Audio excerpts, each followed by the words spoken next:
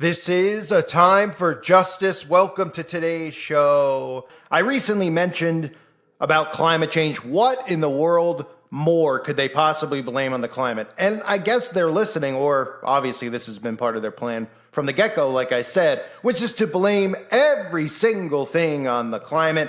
So with that being said, of course they would come out with multiple articles and multiple stories about climate change being the reason.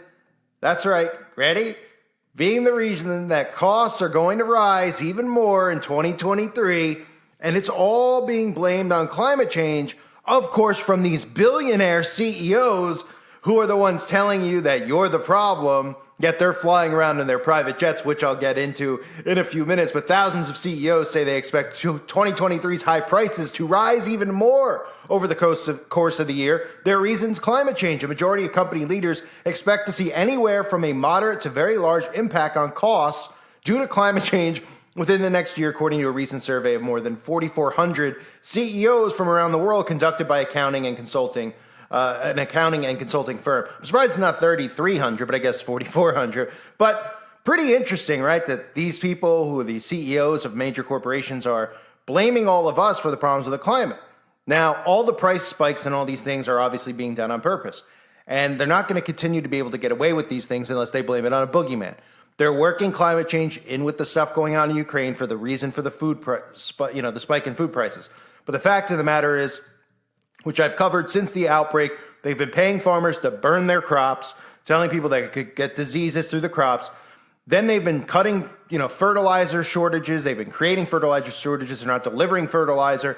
Then they're killing cattle. Then they're killing they're killing chickens with the avian flu. I mean, it goes on and on and on. But of course, prices are going to continue to skyrocket because of the climate. And we're supposed to nod and say yes and be distracted by things on TikTok that catch your attention for 10 seconds because nobody can seem to think past 10 seconds and realize what our governments are doing to us. So let's take a look at some of the stuff going on with climate change. Rising climate costs will be a big challenge in 2023. From record heat waves to collapsing glaciers and unending drought, 2022 marked yet another year of climate-linked natural disasters. And the financial risks and liabilities linked to those disasters are rising. It might soon be possible to calculate how much a country has contributed to climate change or even specific disasters. This line of argument, called climate attribution science, has made its way into more courtrooms. There are about 2,200 climate-related lawsuits in play around the world, nearly a third of them in the U.S., and that all comes as disasters are becoming more costly. Insurers felt the pain in 2022 with three of the costliest disasters of the decade: dystopian flooding in Pakistan, deadly summer heat waves in Europe, and Hurricane Ian's destruction across Florida and South Carolina. The three collectively caused more than $150 billion in losses. It's so decided. Meanwhile, at the UN conference in Egypt, countries reached a landmark agreement on a loss and damage fund. It would help poor countries cope with climate-fueled disaster costs. But details on who would contribute and who would benefit are still missing. Also, the talks did little to address the cause of those disasters: rising levels of greenhouse gases in the atmosphere. Public anxiety will keep growing as climate change escalates. Companies and investors will likely face pressure to climate-proof their operations.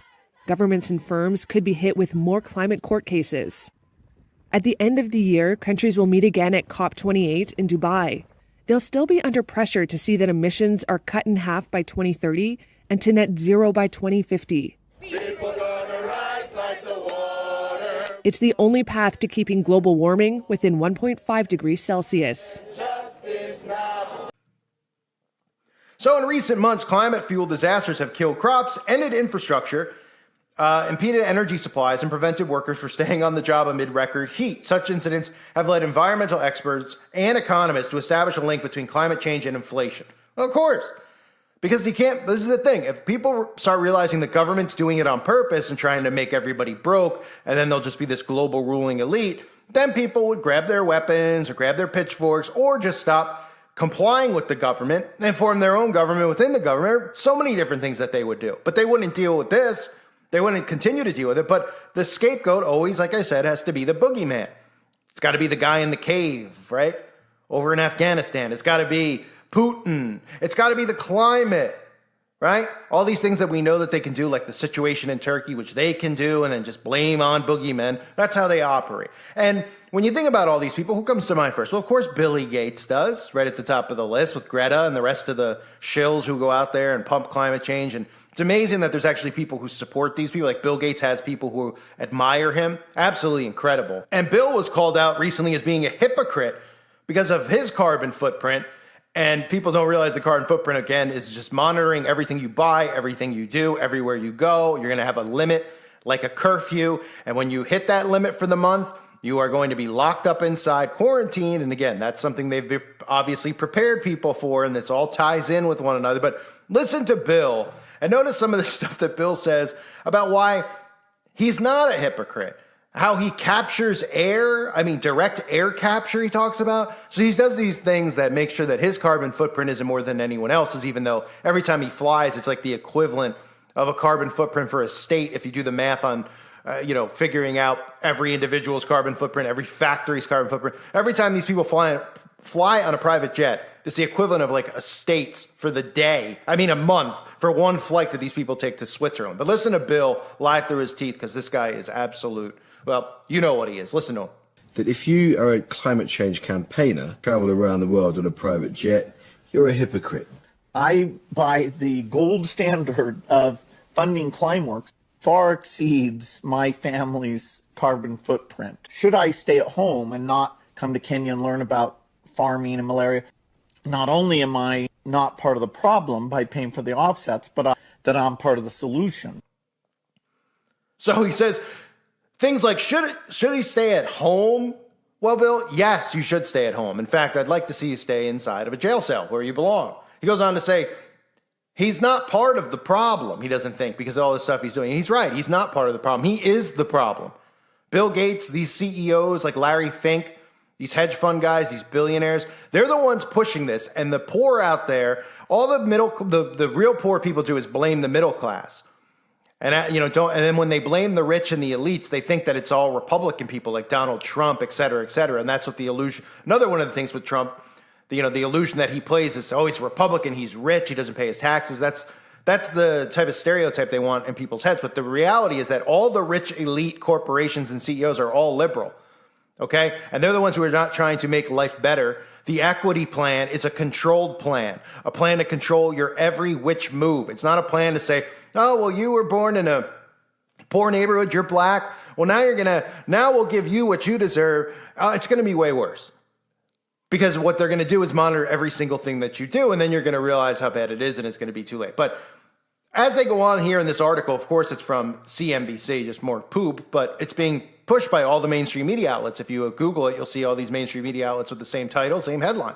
Climate change isn't considered a primary driver of today's inflation, but economists say the connection will deepen as the planet continues to warm, making the link more noticeable. And by the way, as the planet continues to warm, yet we hit all-time record colds last week. But, those are things that they want. Okay, sure. So they say if we ignore it and don't do anything about climate change, it will become a staggering cost, says Susie Kerr, chief economist at the nonprofit Environmental Defense Fund. And by the way, when you listen to that clip I played earlier, pretty sad to hear that, one of the countries with the most people pushing for all these climate limitations and et cetera is America. And that's because half of our population in America, if you're listening in another country, is completely hive-minded, the brain of a toddler. That's really what it is. They are so dumbed down and they can't even make a thought on their own. They can't process anything. Every single thing that they do in their day is because they were persuaded to do it. And they don't even realize it. So they're asking for it here in America. And I know it's happening in the UK and other countries as well. But again, this is not about equality. This isn't the equity they're talking about is you. You're their equity. We're not, they're not putting us all in a thing where it's like, well, now, you all have the same amount of money and you don't have to do anything every day. Well, it's pretty much like being in jail then, right? But we'll let you go outside for a few hours. We'll have robots do your jobs. And we just let these people dictate our lives. And then, with all the problems in the world, this is a time where people should be rising up and saying, no, we didn't ask for this. We don't accept this. We don't believe you. We don't trust you. And we obviously have lots of reasons, all of us, not to trust the government, liberal or Republican. If you're a liberal, look at when Trump was in office, nobody trusted, okay? Well, now you trust them because they're all corrupt. They're all doing everything they can to destroy our quality of life in America, our way of living, and to enslave us to them. And that's why they're constantly deflecting about slavery and bringing these things up and getting people, black people riled up and white people riled up because of white privilege, making them mad all over the place, pointing a finger, looking at each other while these people are enslaving us right in front of our eyes. So it goes on to say popular decarbonization efforts like moving towards zero emission electricity or increasing energy efficiency are increasingly seen as too little too late. There's already enough carbon in the atmosphere to make increased warming all but inevitable, according to a 2022 report. And again, if people use their brain and realize that they talk about population control, they say carbon's the problem. We give off carbon, and they want population control. So in other words, they need to figure out ways to kill off the population. And that's exactly what they're doing, as we see what's been going on recently, and it's just going to continue on as more and more people get their updates. But they say, ironically, greenwashing actually damages a company's relationship with its customers, with the exception of brands so highly trusted that people are willing to give them a pass. And that the greenwashing is overselling the environmental commitments to seem consumer-friendly. In Europe, 42% of green claims made by companies were found to be exaggerated, false, or deceptive. And they're doing this with banks now. I covered this last year. Bank of America, Wells Fargo, Chase Manhattan, you name the bank. If it's a main chain bank, they're beginning to roll out the carbon footprint. They're doing this carbon footprint testing, and people just hear it. It goes in one ear, out the other. They're like, oh, does that mean they're going paperless? That's what they actually think it means. They don't realize that it has to do with they're monitoring you, they're monitoring how you're spending, and they're giving you carbon footprint scores. Whether they're telling you or not, they're monitoring it. They're going to slowly just keep rolling these things out. Like somebody posted on the website, timeforjudgment.com, they posted they were at a hotel. And it had a shampoo bottle, had a thing on it about carbon emissions and how much carbon they were emitting by using that shampoo. And if they didn't throw the bottle out and kept the bottle, that it would help X amount with carbon emissions. It's insanity. But they're desensitizing people to this, and people just don't realize what they're doing. So if you're in a big bank, I recommend getting out of a big bank. It's supporting a small bank if you're in a bank at all. Because these big banks are already doing this stuff. And if they start getting pushback, they're going to have to try different methods to convince people. They're going forward with this agenda because the Republicans, while they might pretend they're not in. They're compromised. Both sides are. But they're just trying to not make it look like it's being forced upon you, that there's a government that's fighting for our rights and stuff, but they just keep getting defeated by the Democrats when it's all fixed and rigged on both sides completely. Just remember, it's always a seesaw. So they say their potential solution for all these price hikes is find places where environmental impacts help your company either save or make more money. Nobody even knows what this means. The environment is causing price spikes. So what? If you're going to start off by saying the price of fruit's more expensive because of droughts. All right. So then how do you take it from there? Because this article even goes on to talk about Nike, for instance, has spent the last decade using a form of fabric weaving that uses less material and labor time. What does that have to do with the car? So the fabric now? So we're breaking everything down to the most minuscule thing that has nothing to do with the environment, right? But they'll say it does. Picking your nose will be 5 points on your carbon footprint. Wiping your rear end. Eating a pizza. Whatever it is. Whatever movement you're making. Whatever you're doing is going to have an effect on the carbon footprint. Oh, you're exhaling too much oxygen outside. You better get inside. I mean, how people don't see this is incredible. Why do you think that these billionaires are flying all over the place, doing all this stuff, and then if they really cared about the environment, they wouldn't be doing it? They're doing it because they know that people are morons and they can just come out and deflect and say, I'm not a hypocrite, I'm the one putting all this money into it, and you trust Bill Gates after what just happened? I mean, ever since Bill Gates got smashed in the face with a pie, he's been pretty upset at society. And people back then knew exactly what Bill Gates was and who he was, and who his father is, by the way, if you're not familiar with his involvement in Planned Parenthood. All coincidental, of course, with human sacrifice and these people being Satanists. But anyway, they're going to continue to blame all these things, like Nestle's thinner plastic water bottles and Walmart's efforts to recycle trash into new products have had similar effects on the climate. Huh? Oh, great. What does that have to... Okay, so Nestle's using different bottles. What does that have to do with us? Oh, it has to do with your choice as a consumer. Are you picking the Nestle water that's the better carbon bottle, or are you picking the Deer Park or Poland Spring water, which isn't as good for your carbon footprint? It's just a control mechanism. And they're blaming all this stuff now on the climate because they see more and more people getting frustrated with the price of eggs, the price of milk, the price of gas.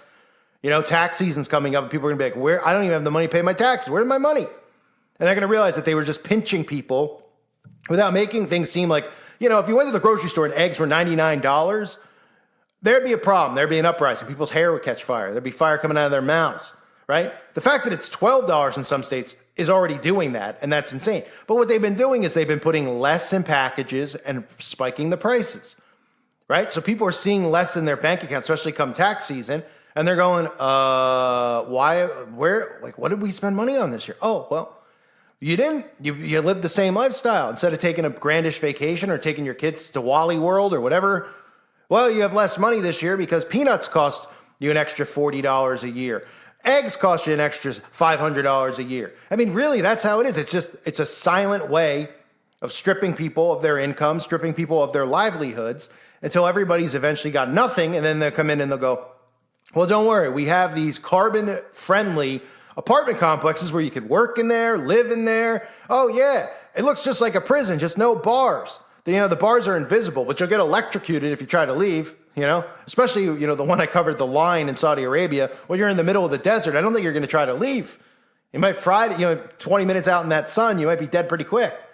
I mean, people can't see this, really? Can't see the hypocrisy? Bill Gates telling you that he's doing so, it doesn't matter. Oh, yeah, let's do the math on your carbon footprint, Bill, with all these flights. Oh, it's important for us that you go to Kenya. Nobody elected you to do this stuff. Nobody gives a crap that you're going to Kenya. We're all be better off if I was going to Kenya and trying to help with the problems, the real problems that are going on, or all of us, or Christians were, good people were, not scum, but that's what these people are. So the carbon footprint, Bill's talking about, it's already in place. They're ready to start rolling it out and easing people into it. And with stories like this is how they'll do it. Telling you that costs are rising because of climate change and we need to do something about it or we're all going to go broke. And the reality is we all are going to. And we'll all be living on their equity plan, which is just pretty much them throwing you a bone, giving you some fake food that tastes like food, that'll be harmful for your body, that'll make you sick, and you'll just be slaves to these people who are electing themselves kings, and we're allowing them to do it. It's a shame. 100 years ago, this never would have happened. Ever. Ever. The people would not allow this stuff. Frightening, though, but that's the Communist Manifesto, right? Look how they've weakened society over the last couple decades. Men are no longer men. Women are no longer women. Everyone's distracted by nonsense. They constantly have something in front of your face to entertain you and not educate you. They constantly have something in front of your face to distract you and just so you could be like, oh yeah, I want to watch this. I'm going to go to the next video, Instead of doing something worthwhile or productive, they're enabling people to be unproductive. Like most of these libs that they vote Democrat because they don't want to work, because they believe that the world wronged them, so they should get paid for free by the government. And they just sit around playing video games. They have no aspirations to do anything else. They want to become, YouTube gaming stars, and they don't. But it's everyone else's fault. Instead of, hey, why don't you learn how to have a trade? Why don't you do things that are productive? They think in their mind that stuff's productive. They're useless eaters, as the elites look at them as. And sooner or later, most of them are going to be gone because they keep obeying. We know what's going to happen to them. That's for sure. Put enough of that crap in you. Hey, you know what I mean? Don't take Albert Einstein to figure that one out. E equals MC squared. Graphene equals MC dead. I thank everyone for being here. Hope you're all doing well. God bless you and your families.